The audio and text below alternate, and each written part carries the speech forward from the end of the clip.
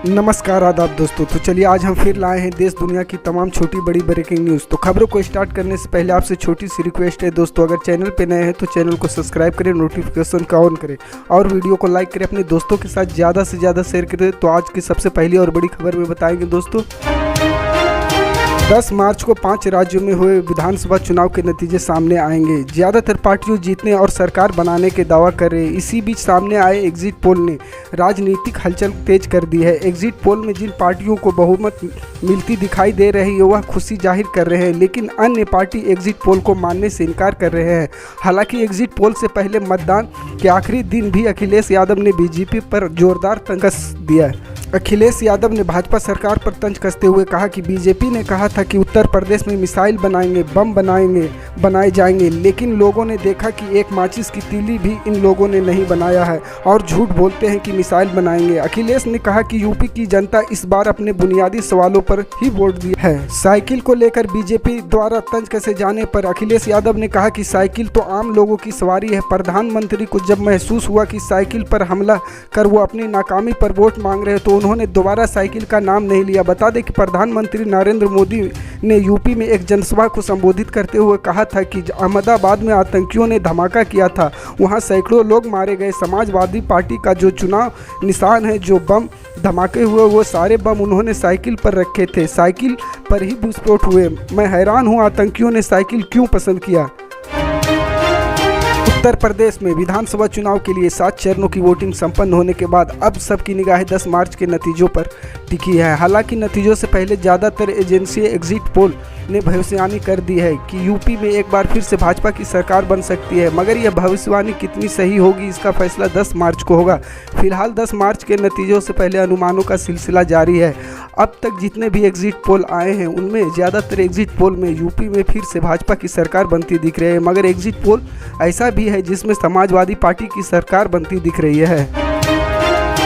7 चरणों में होने वाला यूपी विधानसभा का चुनाव संपन्न हो चुका है और सभी सियासी दलों के साथ ही जनता की निगाहें 10 मार्च को आने वाले नतीजों पर टिकी है। आखिरी चरण के मतदान के बाद सोमवार को आए विभिन्न एग्जिट पोल के नतीजों ने बीजेपी की पूर्ण बहुमत वाली सरकार का दावा किया है। एग्जिट पोल के मुताबिक समाजवादी पार्टी की सीटें तो बढ़ रही है, लेकिन वह सत्ता से दूर दिखाई दे रही। समाजवादी पार्टी के साथ गठबंधन चुनाव लड़ने वाले सुभाषपा के राष्ट्रीय अध्यक्ष ओम प्रकाश ने एग्जिट पोल के दावों को खारिज करते हुए कहा कि गठबंधन की सरकार बनने जा रही है। साथ ही राजभर ने ईवीएम की सुरक्षा को लेकर चिंता भी जाहिर की है। राजभर ने ट्वीट करते हुए लिखा, उत्तर प्रदेश की जनता का जनादेश सपा सुभाषपा गठबंधन आ रही है, टेलीविजन पर ध्यान ना दे, जब तक गिनती ना हुई तब तक ढिलाई नहीं, ईवीएम मशीन पर हमेशा ध्यान। गौरतलब है कि 2002 में बसपा से अलग होकर अपनी पार्टी बनाने वाले राजभर ने 2017 का चुनाव बीजेपी के साथ मिलकर लड़ा था। इस बार वह समाजवादी पार्टी के साथ गठबंधन चुनाव लड़ रहे हैं। रूस यूक्रेन की जंग जारी है। रूसी सैनिक लगातार यूक्रेनी शहरों में मिसाइल दाग रहे हैं। इसी बीच जंग रोकने के प्रयास जारी है। अमेरिका और कई दूसरे देश यूक्रेन के साथ है। यूक्रेन के राष्ट्रपति जेलेंस्की ने 3 देश नेताओं के जंग खत्म करने को मदद की अपील की। जेलेंस्की ने इजराइल के प्रधानमंत्री नफ्ताली बेनेट, तुर्की के राष्ट्रपति एर्दोआन और फ्रांस के राष्ट्रपति एमेनुएल मैक्रों से अपील की थी कि वे रूसी राष्ट्रपति व्लादिमीर पुतिन से युद्ध रोकने के लिए कहे। 3 देशों के नेताओं ने पुतिन से टेलीफोन पर बात की, बावजूद इसके जंग पर ब्रेक नहीं लगा सके।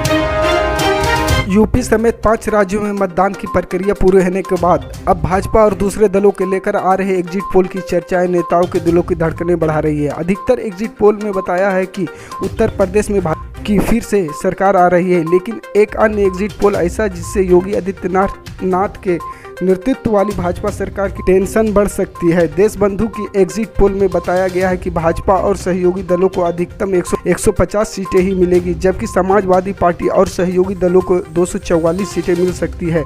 इसको लेकर कई तरह की चर्चाएं। फिलहाल एग्जिट पोल से समाजवादी पार्टी को खुशी मिल सकती है। एग्जिट पोल पर कई लोग अपनी राय भी दे रहे हैं। बिहार के पूर्व उप मुख्यमंत्री और राजद नेता तेजस्वी यादव ने कहा कि एग्जिट पोल का लड्डू भाजपा को खाने दीजिए, 10 मार्च को असली लड्डू अखिलेश जी खाएंगे। बिहार चुनाव में भी एग्जिट पोल में आरजेडी की सरकार बन रही थी।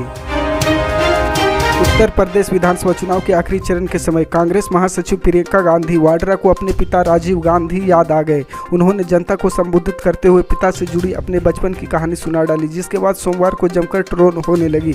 उनकी सोशल मीडिया पर तेजी से वायरल हो रही है, जिस पर लोग तरह तरह के कमेंट कर रहे हैं। INC इंडिया ने उनका वीडियो ट्विटर पर शेयर किया है, जिसके बाद उनके वीडियो पर जमकर कमेंट्स आने लगे हैं। फिल्म मेकर अशोक पंडित ने उनके वीडियो को शेयर करते हुए लिखा, इससे देखकर मुझे मेरी दादी याद आ गई, जो बचपन में हमें कहानियां सुनाई करती थी। आगे उन्होंने लिखा, एक था राजा एक थी रानी, दोनों मर गए, खत्म कहानी। उत्तर प्रदेश विधानसभा चुनाव के लिए आए तमाम एग्जिट पोल प्रदेश में भाजपा की बड़ी जीत का अनुमान जताया जा रहा है। ऐसे में नजर उन सीटों पर है जहां से कई दिग्गज चुनाव मैदान में है। मैनपुरी जिले की करहल विधानसभा सीट पर सपा प्रमुख अखिलेश यादव और केंद्रीय मंत्री SP सिंह बघेल के बीच हाई वोल्टेज मुकाबले को लेकर तमाम दावे किए जा रहे हैं। टाइम्स नाउ ईटो के एग्जिट पोल के मुताबिक करहल सीट पर अखिलेश यादव जीत हासिल करने में कामयाब रहेंगे। एग्जिट पोल का दावा है कि अखिलेश यादव को इस सीट पर 50 से 55 वोट शेयर मिल सकता है। हालांकि अंतिम नतीजे 10 मार्च को घोषित किए जाएंगे। करहल सीट पर सपा संरक्षक मुलायम सिंह यादव अखिलेश यादव के समर्थन में प्रचार कर चुके हैं। अखिलेश यादव पहली बार विधानसभा चुनाव लड़ रहे हैं। वहीं केंद्रीय मंत्री SP सिंह बघेल के पक्ष में भी भाजपा के दिग्गज नेता प्रचार कर चुके हैं। पल पल की अपडेट जानने के लिए जुड़े रहे हमारे स्टार न्यूज के साथ। मिलते हैं अगली बड़ी खबर में, तब तक के लिए जय हिंद।